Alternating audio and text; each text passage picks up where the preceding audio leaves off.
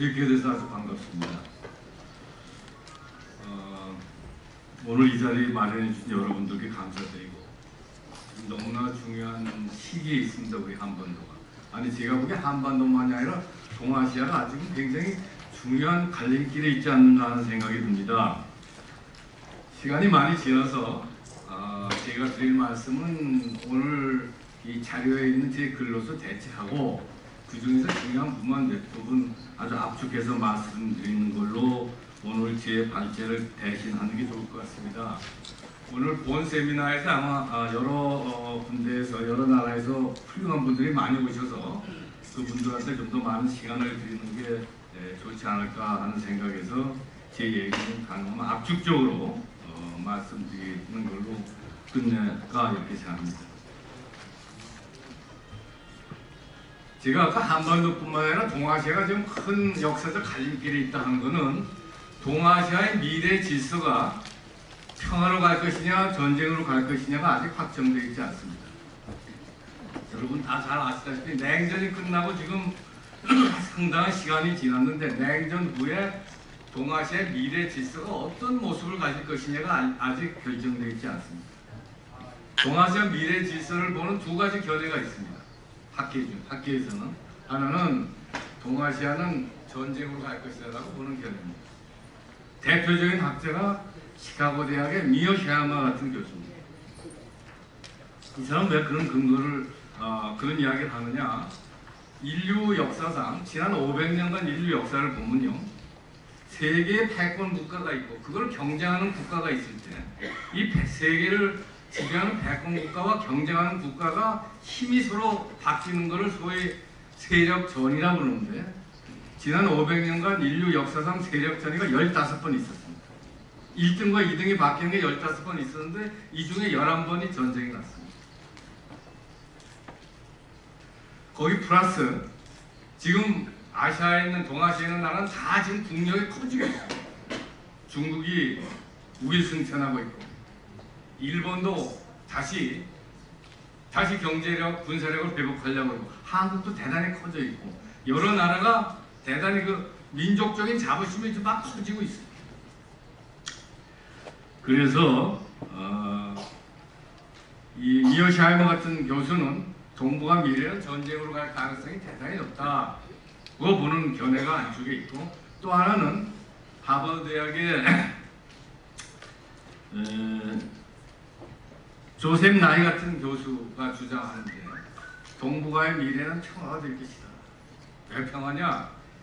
이제는 세계화가 되기 때문에, 소위 글로벌라이제이션 때문에 국가 간의 경제적 상호 의존성이 높아서 국가 간 갈등을 가능하면 평화적으로 해결하려고 노력할 인센티브가 충분히 있다. 그래서 1등 국가, 2등 국가가 권력 이전이 있다 하더라도 가능하면 평화적인 형태로 갈등을 풀어갈 것이다 라고 주장하는 두 그룹이 있습니다. 그런데 경제적 상호 의존성이 깊으면 전쟁이 안 일어나느냐? 그렇지는 않습니다.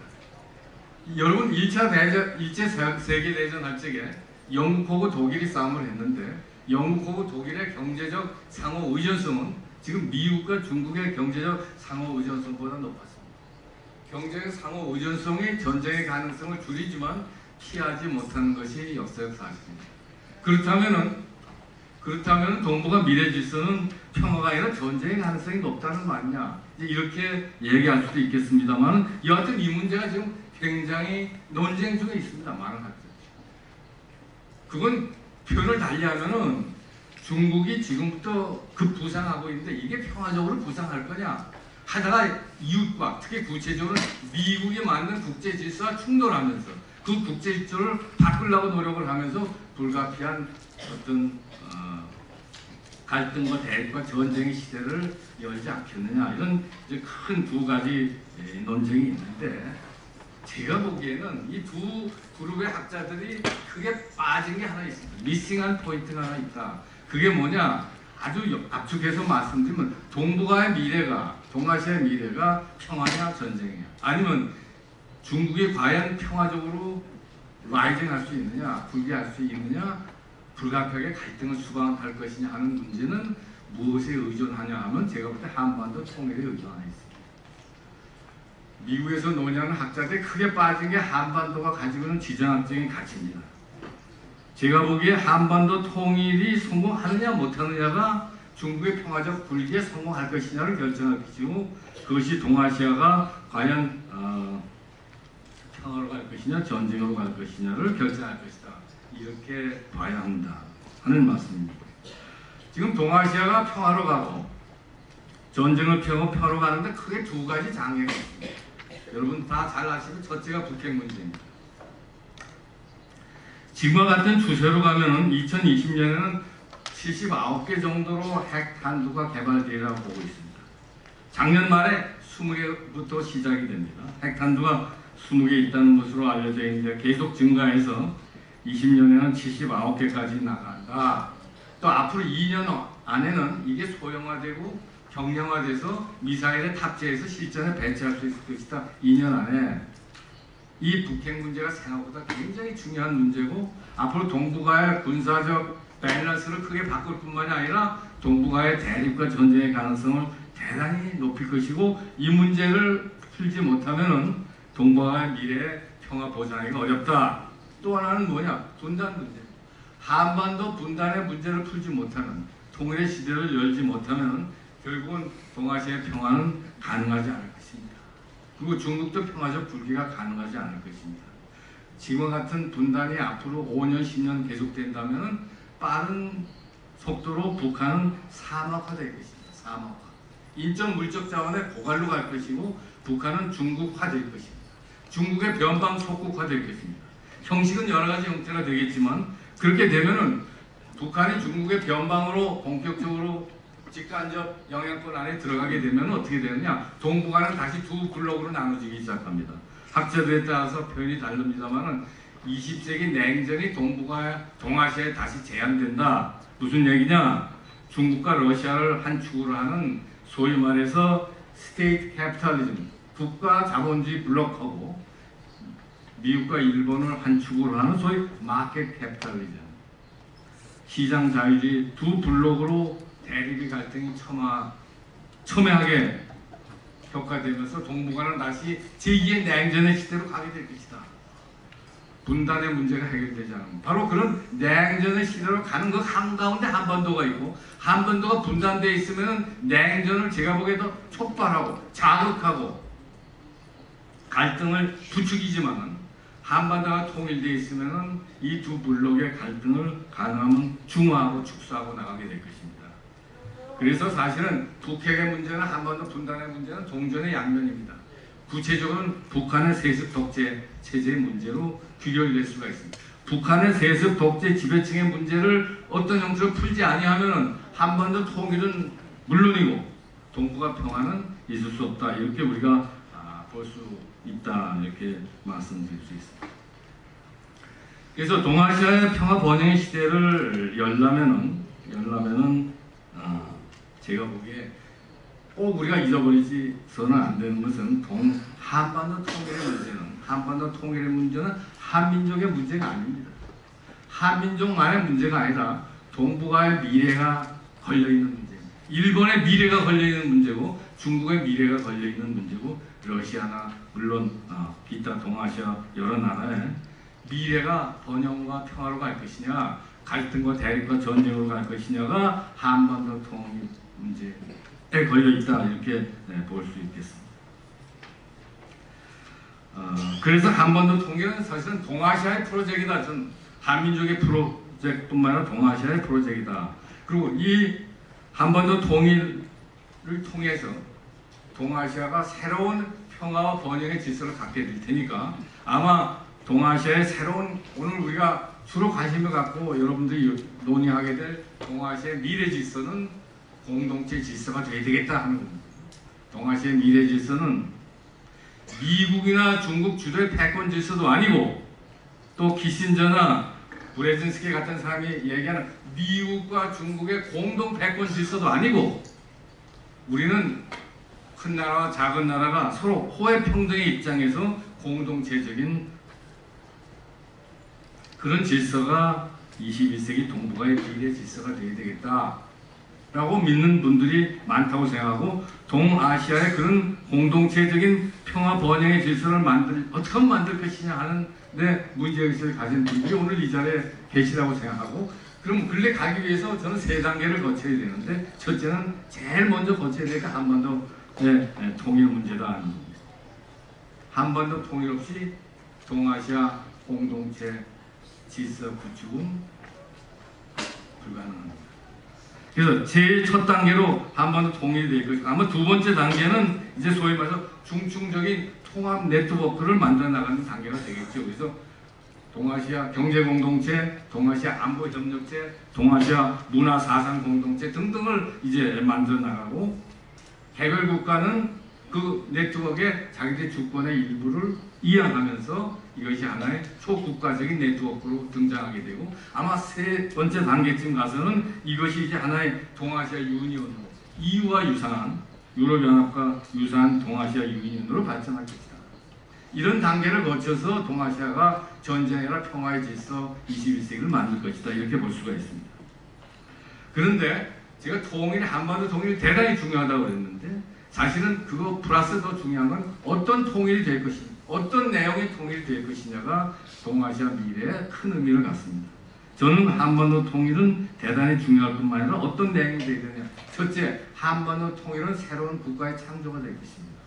분단 이전으로의 회귀가 아닙니다. 단순히 과거로 돌아가서 분단 이전으로 돌아가는 게 아니라 새로운 국가가 창조가 될 것인데, 이 새로운 통일 한반도는 몇 가지 특징을 가지고 있는데, 첫째, 통일 한반도는 자유주의를 기초로 하지만, 경제적 정책 자유주의를 기초로 하지만 공동체를 소중히 하는 자유주의가 될 것입니다. 그래서 공동체 자유주의가 우리가 아마 통일 한반도가 기초할 사상이고 이념이 될 것이고, 여기서 공동체는 한민족 공동체뿐만 아니라 동아시아 공동체를 소중히 하는 자유주의 국가가 될 것입니다. 그래서 이념적으로 두 가지 축이 될 텐데, 하나는 자유주의적인 소위 국제주의, 리버럴 인터내셔널리즘, 자유주의적인 국제협력주의가 한 축이 될 것이고, 또 하나는 오픈 리저널리즘, 소위 말해서 열린 지역주의가 한 축이 돼서 두 개를 결합을 하면서 우리는 한민족뿐만 아니라 동아시아의 공동체를 소중히 하는 자유주의 국가가 통일 한반도의 모습이 될 것이다. 그게 첫째가 되겠습니다. 두 번째, 통일 한반도는 어떤 모습이 될 것이냐, 동아시아의 평화를 확산하는 중심축이 될 것입니다. 통일 한반도는 평화 중심 국가가 될 것입니다. 그래서 우리가 비핵화는 물론이고, 동아시아가 부존 조약, 이미 있는 나라들 간의 노워 트리티를 앞장서서 추진해 나가고, 다양한 형태의 군축 조약을 밀고 나가면서 동아시아의 안보 협력체를 만들어 나가는 것이 아마 한반도가 해야 될 굉장히 중요한 역할이다 하고 얘기할 수 있습니다. 불행하게도 과거 역사를 보면은 중국과 일본이 평화의 주체가 되기가 어렵습니다. 과거 역사에 피를 너무 많이 흘렸습니다. 그러나 역사 속에서 당하면서도 미래를 보일 수 있는 한민족이 제가 볼 때 평화 중심의 큰 역할을 해야 될 것이고, 세 번째는 통일 한반도는 통상과 교류의 중심 국가가 될 것입니다. 우리 한반도는 대륙 세력이면서 해양 세력입니다. 대륙 세력적 성격과 해양 세력 성격을 갖고 이걸 통합을 해야 될 것입니다. 두 번째, 우리는 후진국에서 시작해서 선진국에 지금 문턱까지 가 있습니다. 후진국의 고통도 알고 선진국의 어려움도 알기 때문에 후진국과 선진국이 같이 만나서 서로 협력할 수 있는 장을 제공할 수 있을 것입니다. 그리고 우리는 한반도는 동양과 서양이 만나는 바로 그곳에 있습니다. 우리 대한민국 여러분 보시면은 한쪽은 동양적이면서 한쪽은 서양적인 두 사상이 같이 공존하고 번영하고 있습니다. 지금 대한민국에 말이죠, 불교와 유교를 믿는 분들이 대한민국 인구의 3분의 1입니다. 또 기독교와 가톨릭을 믿는 분들이 또 3분의 1입니다. 그러면서 평화롭게 좋아할 수 있는 나라입니다. 그래서 통일 한반도는 대륙 세력과 해양 세력이 만나고, 또 후진국과 선진국이 만나고, 이제 서로 협력하고 서양과 동양이 대화하고 교류하는 큰 화합의 장이 통일 한반도가 될 것이고, 그렇기 때문에 평화를 추구하고 화합의 장이 되고 공동체를 소중히 하는 자유주의 원칙에 기초한 통일 한반도가 되기 때문에, 여기서부터 동아시아의 새로운 평화 질서, 공동체 질서, 번영 질서를 만들 수 있을 것이고, 우리가 그 앞장설 노력을 해야 된다. 또 그것이 한반도의 비전이고 동아시아의 비전이다 이렇게 볼 수 있습니다. 자, 그럼 일리 나가기 위해서 동아시아 여러 나라는 어떻게 협력할 것이냐? 제가 시간 관계상 한반도는 통일의 문제는 한민족의 문제만이 아니라 중국과 일본의 미래가 걸려있는 문제라고 했기 때문에 중국에 대해서 제가 세 가지 부탁을 하고 싶습니다. 첫째, 중국은 북한의 세습 정권 유지에 도움이 되는 일부터 하지 않는 것이 시작입니다. 이거는 앞으로 존경받는 대국으로서의 중국의 소프트 파워를 위해서도 이제 세습 독재 정권에 대한 직접 간접의 지원은 이제 포기하시는 게 좋겠다. 물론 인도적 지원은 별도의 문제입니다만 인도적 지원은 유엔을 통해서 하는 게 더 빠를지 모르겠지만 여하튼 북한 세습 정권 유지에 도움이 되는 것은 중국의 미래에 좋지 않다. 두 번째, 앞으로 한반도 통일 과정에서 중국은 개입하지 말아야 됩니다. 북한의 돌발 상태에서 시작이 되는 급변 상태에서 시작이 되는 군사적, 비군사적 개입을 절대 중국은 해서는 안 되고 이건 중국한테 재앙이 될 것입니다. 중국의 이익에 합치하지 않습니다. 그래서 북한의 변화가 시작이 되면 남북 관계는 엄격하게 남북의 통일 세력이 민족 자결의 원칙에 따라서 자주적으로 문제를 해결해 나갈 것이고 이 자정 노력에 중국이 도울 수는 있지만 어느 한편에 개입하는 건 절대 있어서는 안 된다. 그 다음에 세 번째, 중국에 제가 부탁드리는 것은 한반도 통일 과정의 엄정 중립을 지켜줄 때 통일 후에 더 중요한 것은 한반도 통일과 함께 한반도와 함께 동아시아의 평화 번영의 질서를 만드는 공동체적인 질서를 만드는데 같이 힘을 합치자 하는 말씀 꼭 드리고 싶습니다. 중국은 중국 나름대로 중국 주도의 패권 질서를 동아시아에 만들고 싶어 하는지 모르지만 그건 안 됩니다. 중국 주도의 패권 질서 안 됩니다. 이제는 동아시아 공동체에 기초한 평화 질서로 나가는데 중국이 앞장서서 같이 협력을 하자는 거, 이 세 가지를 부탁드리고 싶고 일본에 대해서 저는 세 가지 말씀을 드리고 싶은데 한반도 통일을 도우려면 첫째, 역사 문제와 영토 문제, 독도 문제를 거론하지 않는 걸로부터 시작했으면 좋겠다. 서로 자극적인 얘기를 하지 말자. 위안부 문제는 살아계신 분이 몇 분 안 남았기 때문에 어떤 형태든 간에 저는 해결할 수 있는 길이 있다고 생각하고 빨리 하면 좋겠습니다만은 그 외의 역사 문제와 영토 문제는 제가 볼 때 모두 손반 위에 올려놓는 게 좋겠다. 한국도 그렇고 일본도 마찬가지다. 그리고 서로 한일 정부는 당분간 거론하지 않는 게 좋겠다. 왜? 지금 한일 정부를 맡고 있는 사람들의 머리와 감성으로 이 문제를 못 풉니다. 그래서 저는 그럼 어떻게 할 것이냐? 두 번째 제가 부탁하고 싶은 거는 앞으로 한국과 힘을 합쳐서 한반도 통일에 일본이 앞장서서 도와주기 바란다. 협력해주기 바란다. 그래서 중국을 설득해주기 하는데 같이 힘을 합치자 하는 겁니다. 그런 과정 속에서 그 다음에 통일 후에 한반도를 북한을 개발하고 동아시아를 개발하는데 힘을 합치자. 이 통일 과정에 일본의 적극적인 지지와 협력을 통해서 일본과 한국의 새로운 신뢰관계가 쌓일 것입니다. 이건 기본적으로 신뢰의 문제입니다.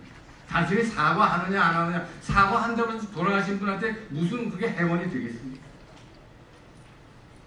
안 됩니다. 그리고 사과는 사실은 본인들의 후손에 대해서 새로운 역사를 가르쳐줄 의지가 있느냐 없느냐의 문제입니다. 그래서 저는 우선 선반에 두자. 그리고 우리가 한반도를 통일을 만들고 동아시아 미래 평화 질서를 만드는데 일본과 한국이 앞장서 협력하다 보면 서로 상호 신뢰가 쌓일 것이고 그 신뢰 기초에서 아마 다음 세대에서 이 문제를 푼다면 훨씬 합리적인 해결이 쉽게 이루어질 텐데 그런 의미에서 일본으로서는 지금 한국 통일을 참여하고 지원하고 협력하는 것은 일본의 역사를 바로잡는데 아주 결정적으로 대단히 중요한 기회인데 이 기회를 놓쳐서는 안 된다. 강건한 불보듯 하거나 또 중국과 한국과의 관계를 견제한다고 고인이 북한에 왔다 갔다 하는 것 같은 거는 전혀 해서는 안 되고 일본에 도움이 안 됩니다. 그 다음에 이제 세 번째 일본에 부탁하고 싶은 것은 사실은 아까도 제가 말씀드렸습니다만은 한반도 통일은 새로운 시대의 시작일 뿐입니다.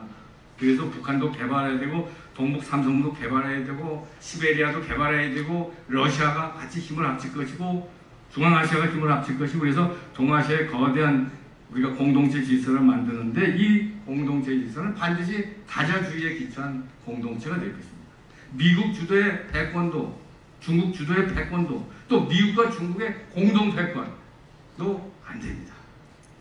그래서 모든 나라가 자기 자주와 독립을 지키면서 수평적으로 협력할 수 있는 공동체 질서를 만드는데 중국도 일본도 우리도 다 같이 힘을 합치자 하는 얘기를 하고 끝으로 동아시아의 공동체를 만들려면 그 밑바닥에 반드시 동아시아 사상이 있어야 됩니다.